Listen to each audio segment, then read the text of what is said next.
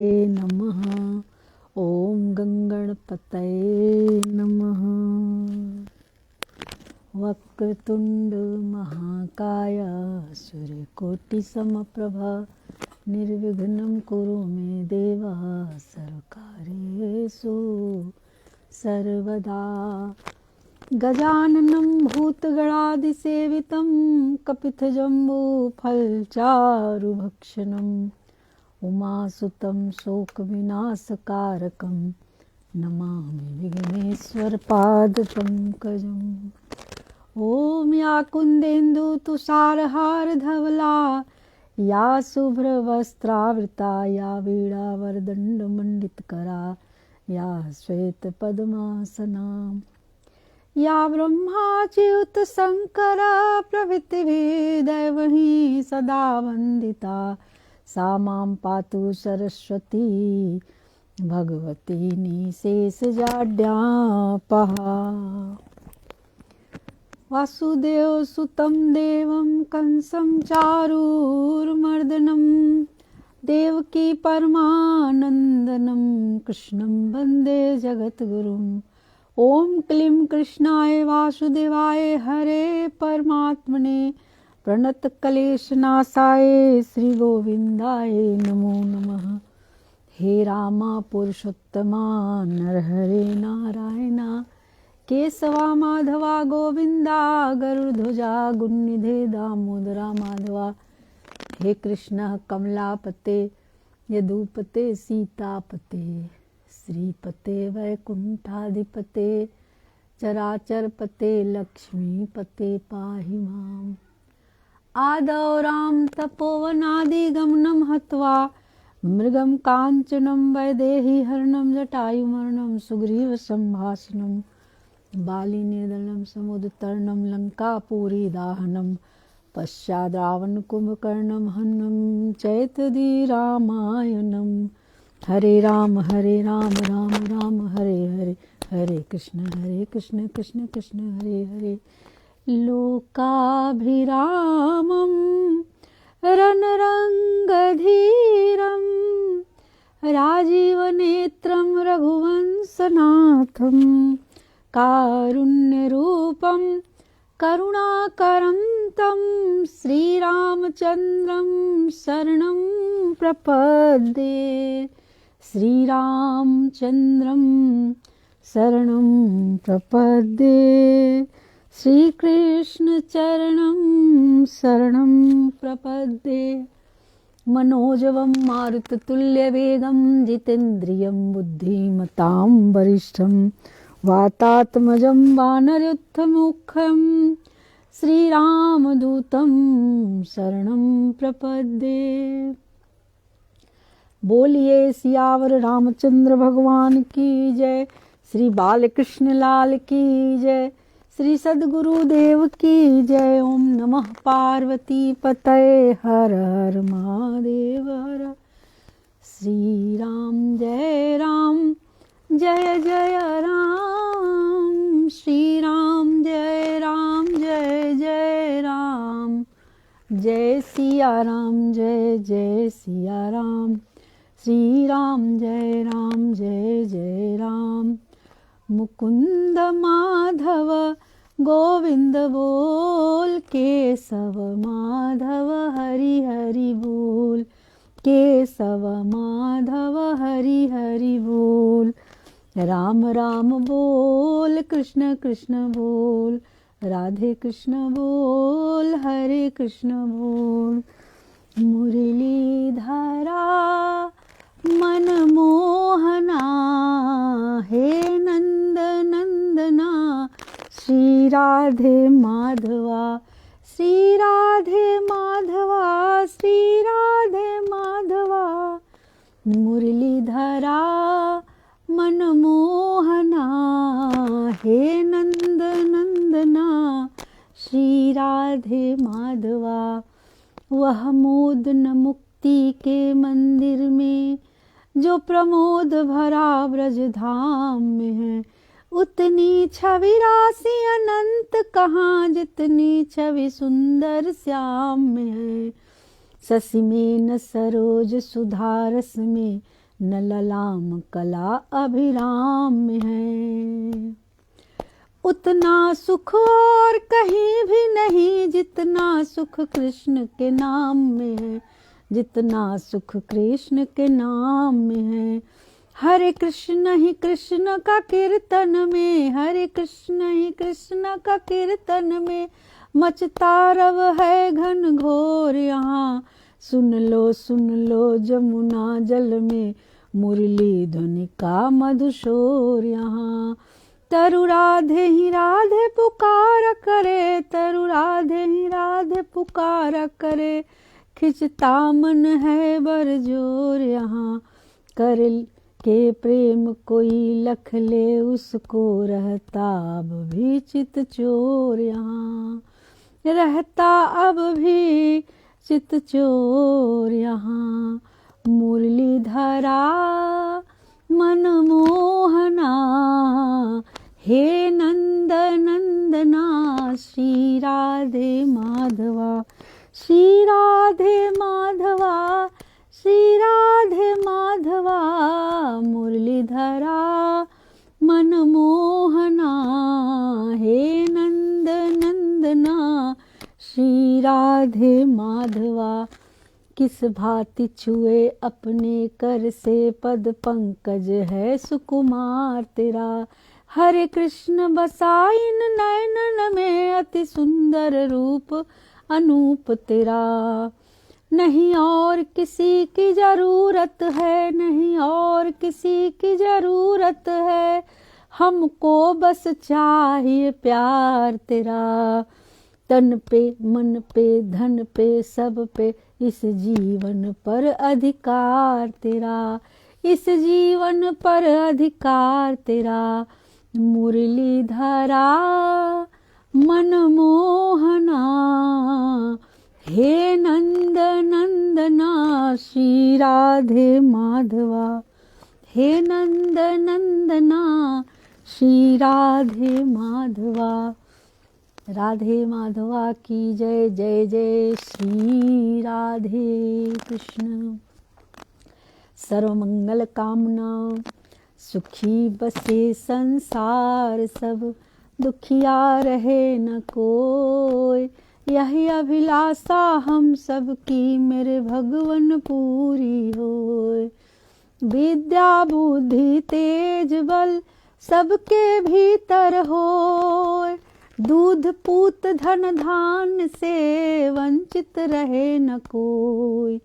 आपकी भक्ति प्रेम से मन होवे भरपूर, राग द्वेष से चित्त मेरा को सौभाग्य दूर।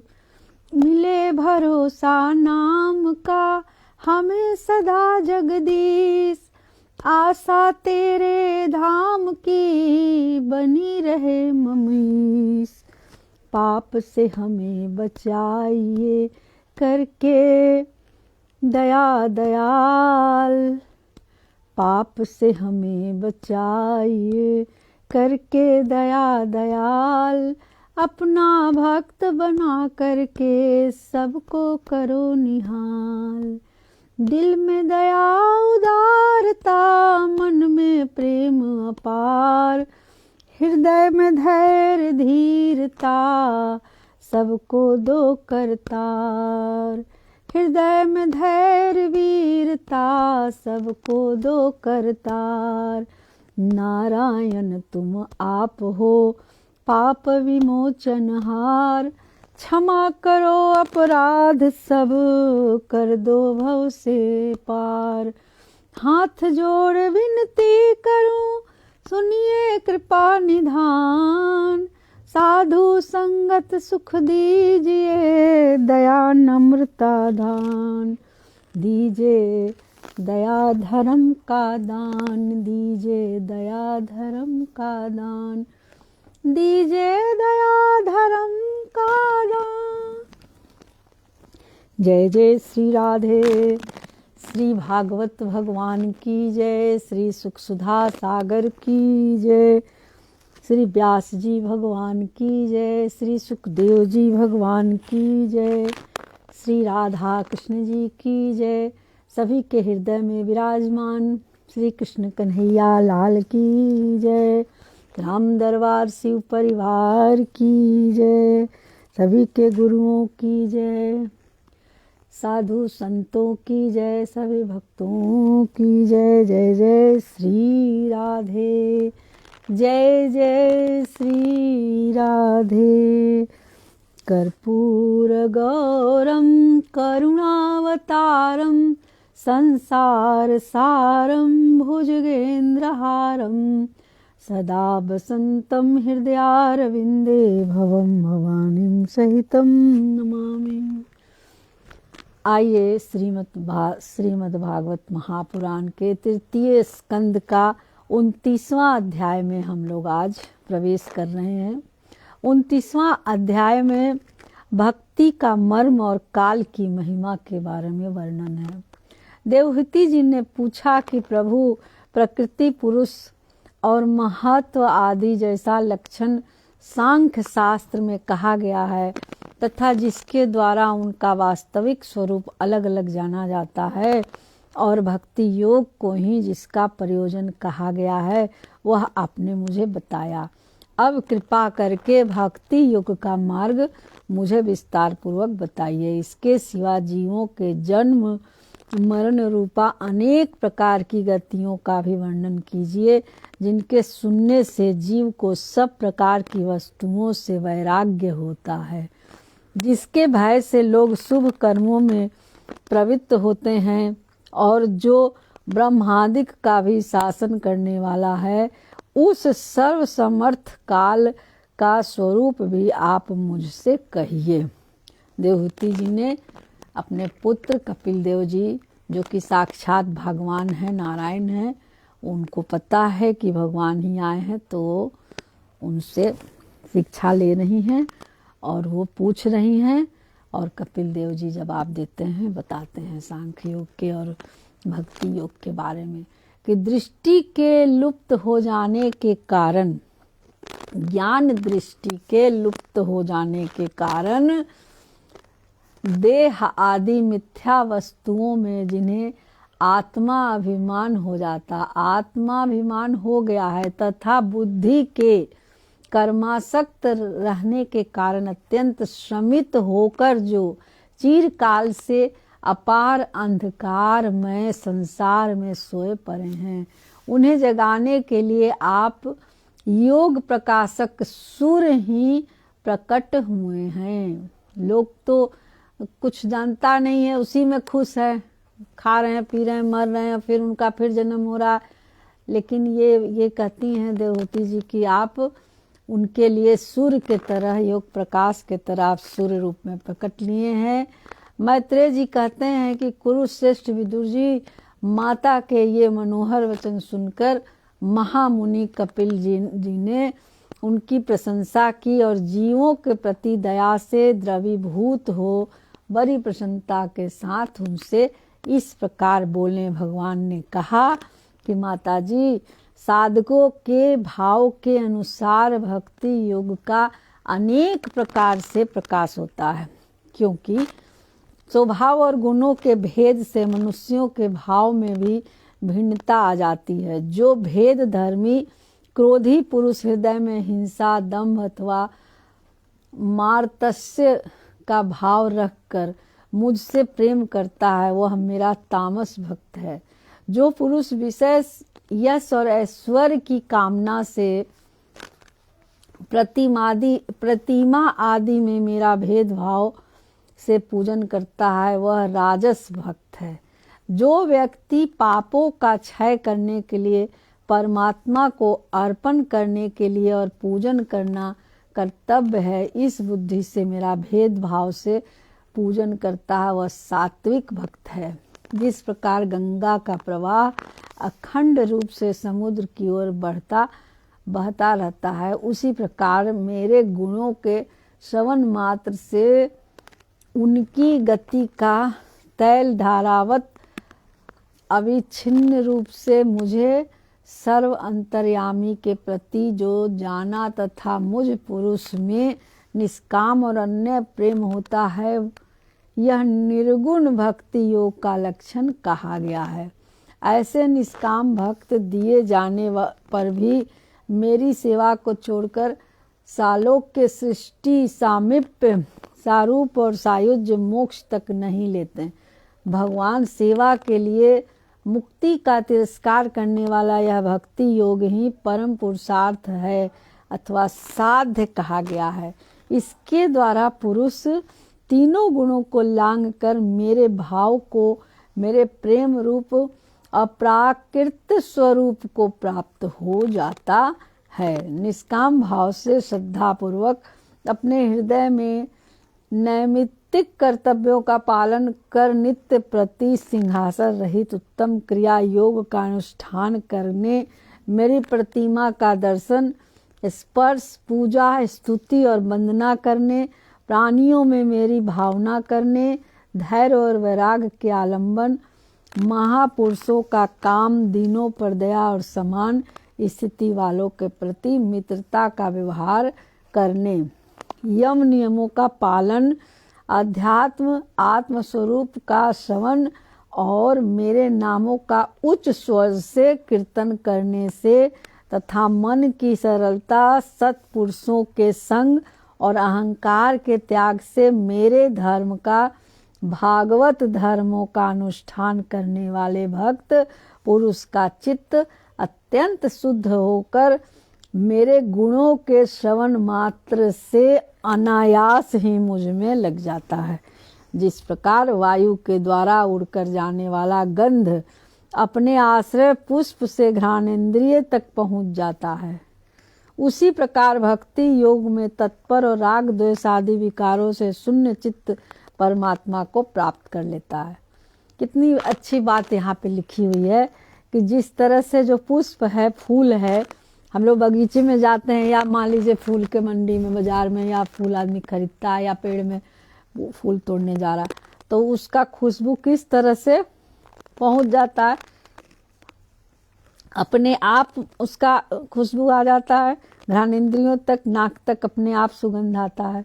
उसी तरह जो भक्ति योग में तत्पर है और राग द्वेष आदि विकारों से शून्य चित्त परमात्मा को प्राप्त कर लेता है, जो जिस तरह से बताया गया है कि उनका मूर्ति का पूजा करना और उनका अध्यात्म शास्त्रों को पढ़ना, श्रवण करना, नियम से रहना और दीनों पर दया करना, निष्काम भाव से श्रद्धा पूर्वक अपने नित्य नैमित्तिक कर्तव्यों का पालन जो करता है, नित्य प्रति हिंसा रहित उत्तम क्रिया योग का अनुष्ठान करने, मेरी प्रतिमा का दर्शन करने, मतलब भगवान का मूर्ति आदमी रखता है उसका दर्शन करना, मंदिर में जाता है आदमी प्रतिमा का दर्शन करना, स्पर्श करना, छूना, पूजा, स्तुति और वंदना करने, प्राणियों में मेरी भावना करने, धैर्य और वैराग्य के अवलंबन, महापुरुषों का मान, दीनों पर दया और समान स्थिति वालों के प्रति मित्रता का व्यवहार करने,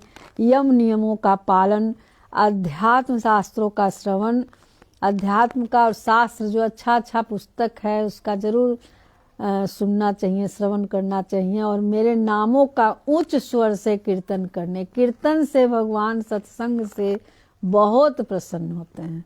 ये हमारा सत्संग ही हो रहा है, तो भगवान स्वर कीर्तन करने से तथा मन की सरलता, सत्पुरुषों के संग और अहंकार के त्याग, अहंकार नहीं आना चाहिए। अहंकार भगवान का भोजन है। घमंड, अहंकार का मतलब होता है घमंड, जो भगवान का भोजन है, तो त्याग देना चाहिए अहंकार का।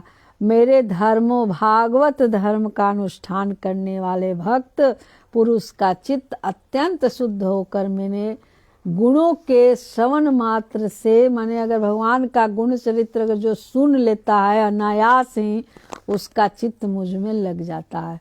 जिस प्रकार वायु के, उसी तरह से जैसे कि फूल का सुगंध, वहाँ अगर उसके पास से गुजर जाइएगा, अगर आसपास कहीं फूल है या बगीचा है, वहाँ से आदमी गुजर जाता है तो उसका सुगंध अपने आप आ जाता है नाक में कि वाह कितना सुंदर गुलाब का पुष्प है या कमल का है या कोई भी पुष्प, चमेली, बेली, कोई भी पुष्प, तो उसी तरह से भगवान तक वो अगर उनका वो श्रवण किया जाता है, उससे भी भगवान तक पहुंच जाता है, भगवान प्रसन्न होते हैं।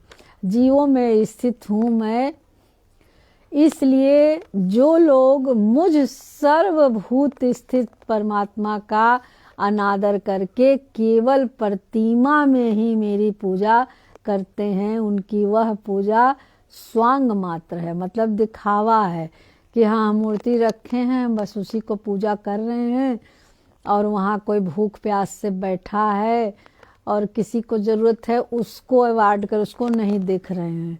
सब जीव में वही भगवान है, इसलिए सब में भगवान समझ करके प्राणियों में भी उनको सर्वभूत स्थित परमात्मा का अनादर नहीं करना चाहिए कि केवल प्रतिमा में ही मेरा पूजन करते हैं, उनकी वह पूजा स्वांग है, मतलब दिखावा है। मैं सबका आत्मा परमेश्वर सभी भूतों में स्थित हूँ। मेरी दशा में जो मोहवश मेरी उपेक्षा करके केवल प्रतिमा पूजन में ही लगा रहता है, वह तो मानो भस्म में ही हवन करता है।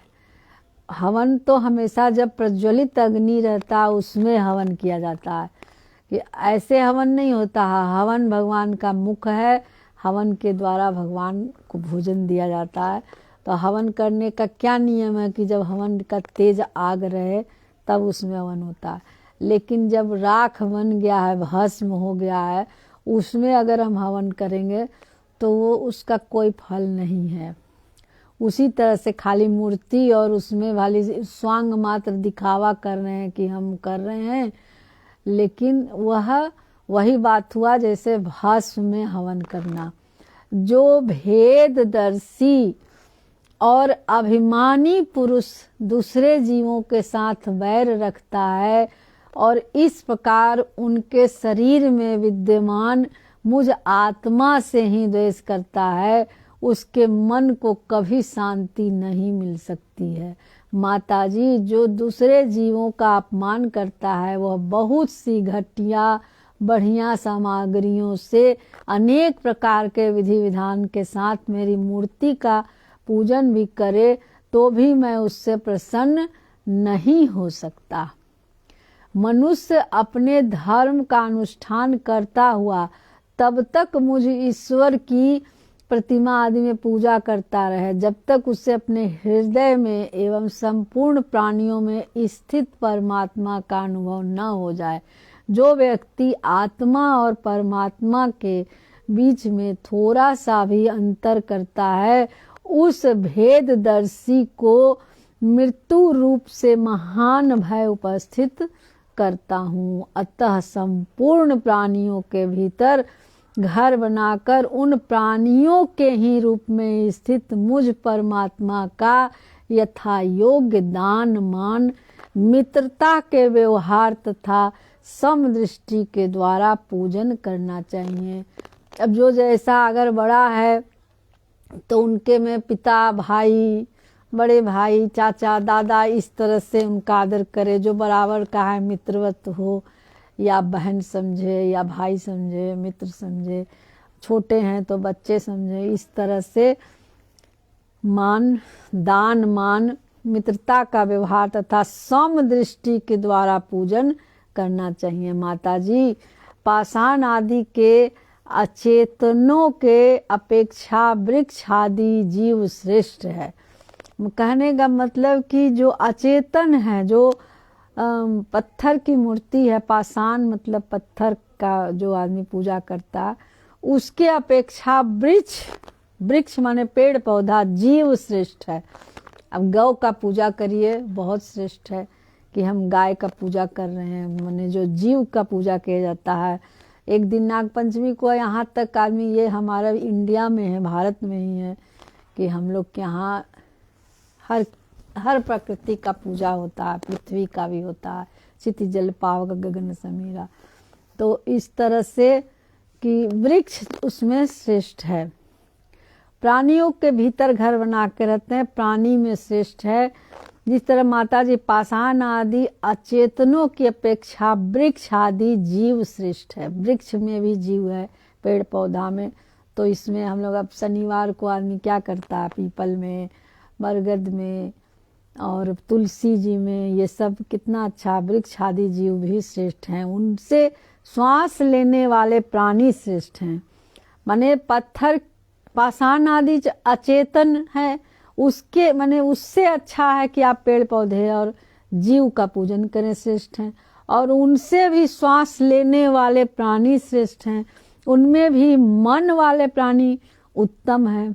जैसे प्राणी तो बहुत सभी जीव जंतु हैं, लेकिन जो मन है जिसके अंदर, जो सोच विचार सकता है, ये एक मनुष्य ही होता है। तो वो प्राणी उससे उत्तम माना गया है। और उनसे इंद्रियों की वृत्तियों से युक्त प्राणी श्रेष्ठ है।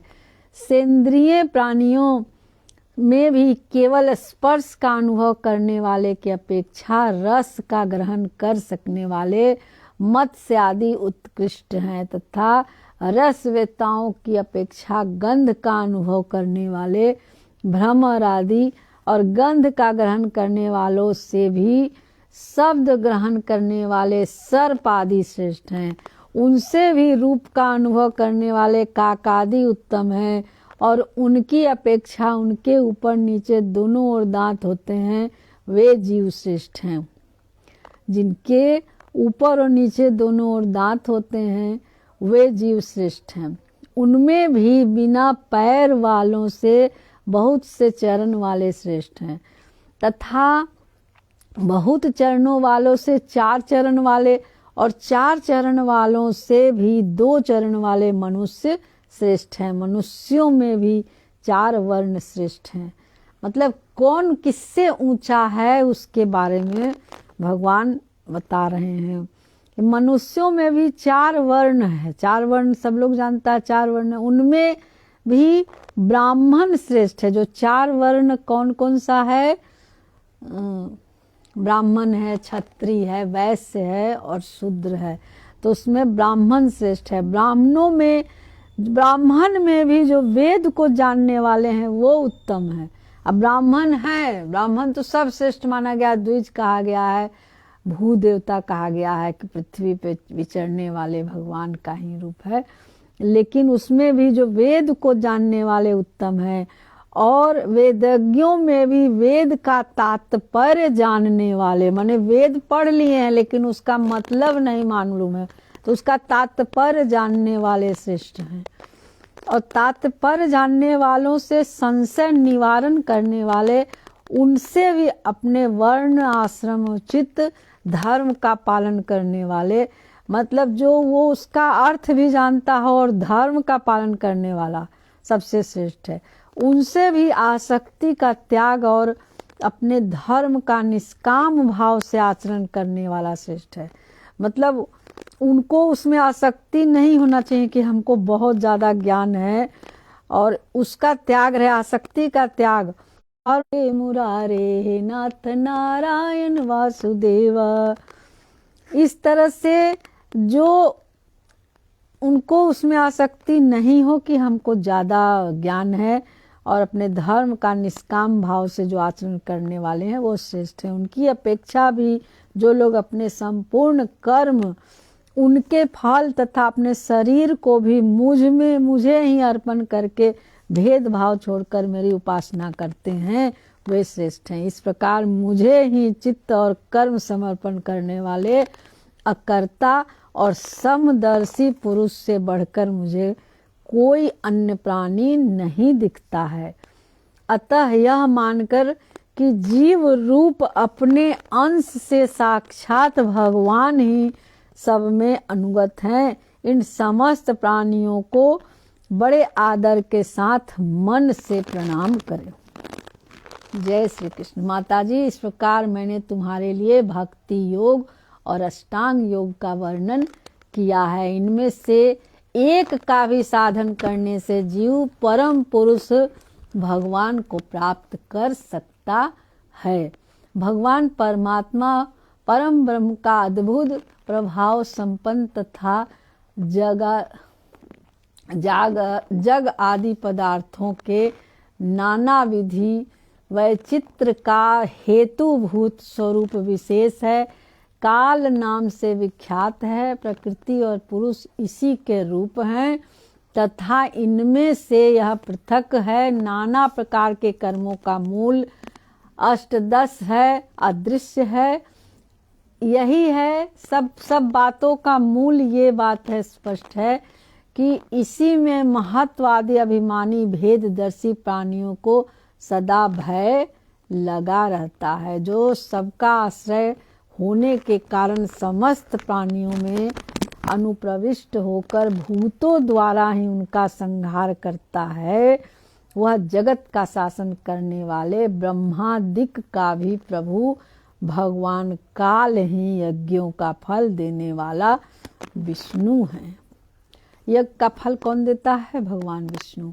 इनका न तो कोई मित्र है, न कोई शत्रु है, न तो कोई सगा संबंधी है, और यह सर्वदा सजग रहता है और अपने स्वरूप भूत श्री भगवान को भूलकर भोग रूप प्रमाद में पड़े हुए प्राणियों पर आक्रमण करके उनका संहार करता है। इसी के भय से वायु चलता है, इसी के भय से सूर्य तपता है, इसी के भय से इंद्र वर्षा करते हैं और इसी के भय से तारे चमकते हैं।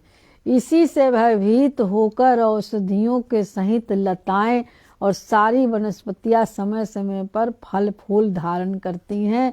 इसी के डर से नदियां बहती हैं और समुद्र अपनी मर्यादा से बाहर नहीं जाता है। इसी के भय से अग्नि प्रज्वलित होती है और पर्वतों के सहित पृथ्वी जल में नहीं डूबती। तो जल के ऊपर ही पृथ्वी है लेकिन वो नहीं डूबती। जब कितना पृथ्वी के ऊपर पहाड़ पर्वत कितना कुछ है तब भी नहीं डूबती हैं। इसी के माने उनके डर के मारे, परम पुरुष के, इसी के शासन से यह आकाश जीवित प्राणियों को श्वास प्रश्वास के लिए अवकाश देता है और महत्वादी अहंकार रूप शरीर का 7 आवरणों से युक्त ब्रह्मांड के रूप में विस्तार करता है। इस काल के ही भय से सत्वादि गुणों के नियामक विष्णु आदि देवगण, जिनके अधीन यह सारा चराचर जगत है, अपने जगत रचना आदि कार्यों में युग कर्म से तत्पर रहते हैं। यह अविनाशी काल स्वयं अनादि किंतु दूसरों का आदि कर्ता उत्पादक है तथा स्वयं अनंत होकर भी दूसरों का अंत करने वाला है। अपने अनंत हैं लेकिन अगर दूसरा उनके ये सब में नहीं है तो उसका भी अंत भगवान कर देते हैं।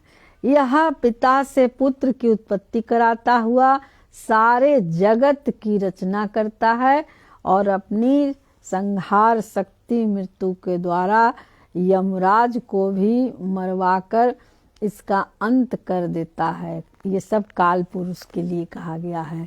इस तरह से 29वां अध्याय का विश्राम हुआ। इसमें भी बहुत गूढ़ रहस्य है, इसको बार बार सुना जाए, समझा जाए, इसके एक एक शब्द का बहुत सा अर्थ है तो आदमी का कल्याण हो।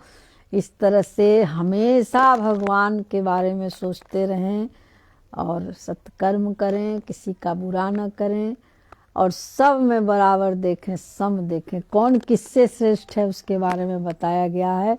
और कल हम लोग अब 30वां अध्याय का श्रवण करेंगे। तृतीय स्कंद का, भागवत महापुराण का तृतीय स्कंद चल रहा है, जिसका आज 29वां हम लोगों ने श्रवण किया और कल हम लोग 30वां अध्याय का अध्ययन करेंगे, जिसमें 30वां अध्याय में देह गेह में आसक्त पुरुषों की अधोगति का वर्णन। बहुत लोग अपने कोई सजाएंगे, उसी में रहेंगे, उसी के बारे में वो अब हम लोग कल श्रवण करेंगे। आज तक का यहीं विश्राम देते हैं। जय जय श्री राम, राधे राधे, जय श्री कृष्ण, राधे राधे, गोविंद गोविंद राधे गोविंद, राधे गोपाल राधे, श्री राधे राधे, गोविंद गोविंद राधे। श्री भागवत भगवान की है आरती, पापियों को पाप से है तारती। ये अमर ग्रंथ, ये मुक्ति पंथ, ये पंचम वेद निराला है, नव ज्योति जगाने वाला है। हरि नाम यही, हरि ध्यान यही, जग के मंगल की आरती, पापियों को पाप से है तारती। श्री भागवत भगवान की है आरती, पापियों को पाप से है तारती। ये शांति गीत पावन पुनीत, पापों को मिटाने वाला है, हरि दर्श कराने वाला है। ये सुख करनी, ये दुख हरनी, श्री मधुसूदन की आरती, पापियों को पाप से है तारती। ये मधुर बोल भव पंथ खोल, सन्मार्ग बताने वाला है, बिगड़ी को बनाने वाला है। श्री राम यही, घन श्याम यही, प्रभु की महिमा की आरती, पापियों को पाप से है तारती। श्री भागवत भगवान की है आरती, पापियों को पाप से है तारती। श्री बांके बिहारी तेरी आरती गाऊं, आरती गाऊं, प्रभु आपको रिझाऊं। श्री बांके बिहारी तेरी आरती गाऊं। मोर मुकुट तेरे शीस पे सोहे, प्यारी वंशी मेरो मन मोहे। या वंशी पर बलि बलि जाऊं, श्री बांके बिहारी तेरी आरती गाऊं। चरणों से निकली है गंगा प्यारी, जिसने सारी दुनिया तारी। उन चरणों में शीस झुकाऊं, श्री बांके बिहारी तेरी आरती गाऊं। करुणा दासी के नाथ आप हो, सुख दुख जीवन प्यारे साथ हो। निस दिन तेरा दर्शन पाऊं, श्री बांके बिहारी तेरी आरती गाऊं। मेरे प्यारे मेरे मोहन तुम जीवन धन हो, या छवि के मैं दर्शन पाऊं, श्री बांके बिहारी तेरी आरती गाऊं। मंत्रहीनम क्रियाहीनम भक्तिहीनम जनार्दन, यत्पूजित मया देवा परिपूर्ण तदस्तु मे। जय जय श्री राधे श्याम। हरि ओम। मुकुंद माधव गोविंद बोल, केशव माधव हरि हरि बोल। जय श्री कृष्ण। राधे राधे।